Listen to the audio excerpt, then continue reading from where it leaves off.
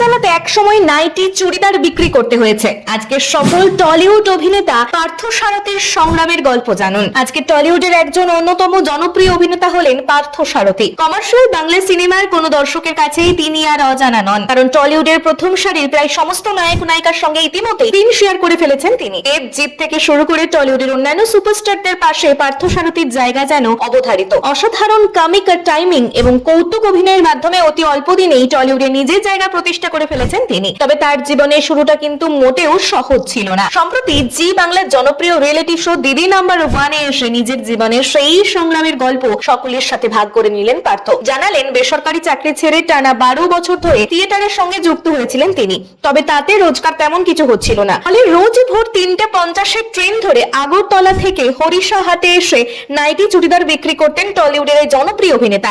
পাশাপাশি একই সময় একটি ধারাবাহিকে ছোট চরিত্রে অভিনয় করতে থাকেন তিনি। ফলে অনেক সময় নাইটি বেচতে বসলে হাটের লোকজন চিনে ফেলতেন তাকে।